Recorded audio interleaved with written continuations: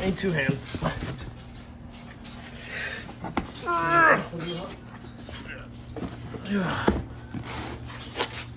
Okay, where are you at? The fuck, am I stupid? Okay. Very nice. This cardboard. Okay, here we go.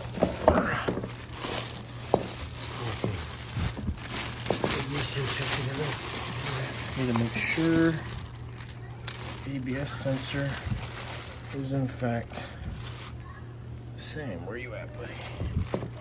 This one? Two prong? Okay. So you gotta pull up this red tab. Hey. Oh, you bitch ass. Can be a bitch sometimes. Watch your finger. Yeah.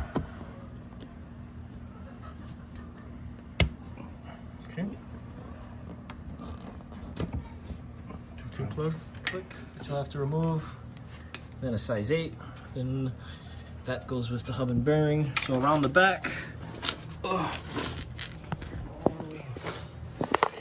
Less. Just take off the size 21. Size 21. And that whole caliper. Hope I pointed at that one. Comes off. Then you got 4 18s at the back. And then just pop off that dust shield with a flathead and a little hammer, and there's a size 13 back there.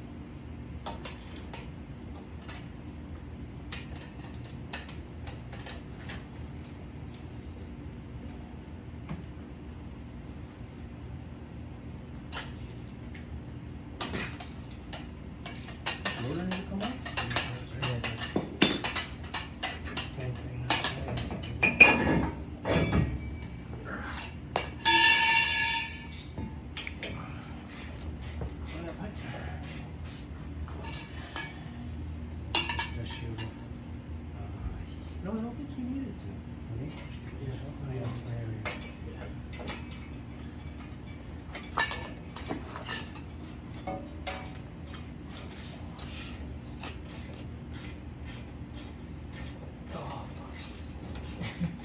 Too much Cheeto paper. Too much.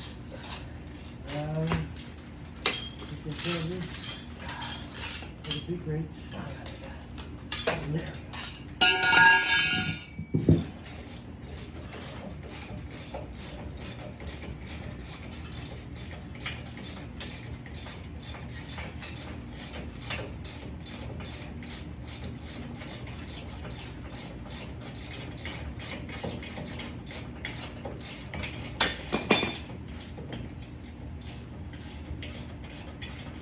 Bolts are off.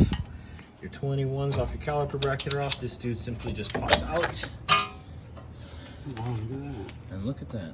Okay, now we'll put so how do you know if the hubs are, well, my partner here is fingering this one. So this bearing in here is really hard to move back and forth. And with this guy, just pretty light pressure, and then this thing is just real free spinning. So now the new hub just slides on over. I'm assuming that they would want the ABS sensor on top. And then we'll just lace that through the dust shield.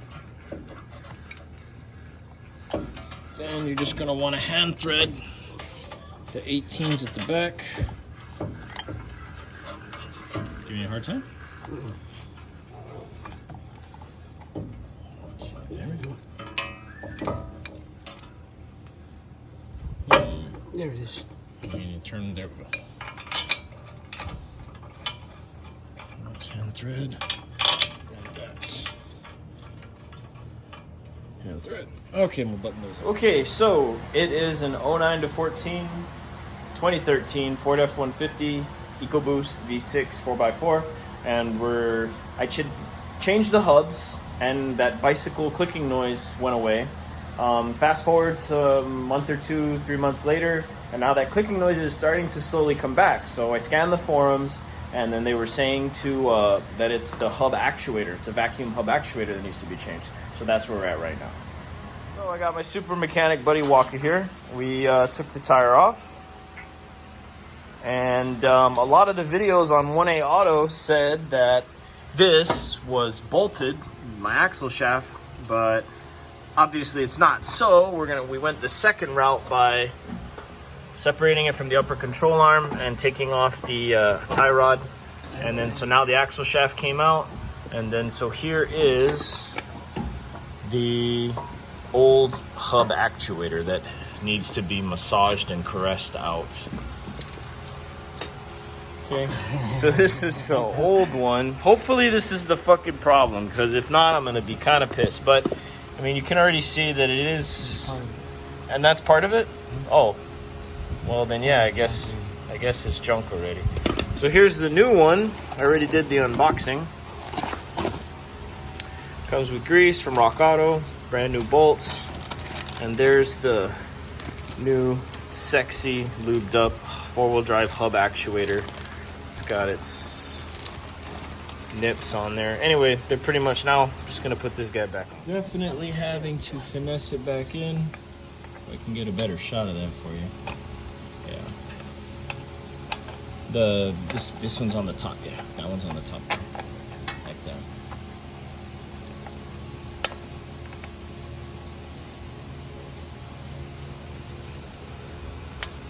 I'd like to reiterate, this is definitely not a how-to video. This is just a what we did video. So, you know, make sure to wipe the inside of any dirt, dust, and grime. And lube that sucker up. All right, and then the bolts go back in. Be right back. More? Okay, more? That one's kind of loose? The upper ball joint? Okay, up some more? Okay. So, there she is. Whoop, and we'll put that back. My hub actuator was so chewed up it fell apart. So the ABS goes back, and the vacuum line goes back. And there's the brand new hub actuator. You can see from the witness marks, this guy went back, and the tie rod end bolt went back. And we should be good. What do you think, Wak? All right. In case I didn't get a video of it already, this is the old hub actuator here that literally, so I'm pretty sure that this was the last of the clicking we'll hear for a while, which now makes me realize I shouldn't have gone the cheap route and just changed the one side.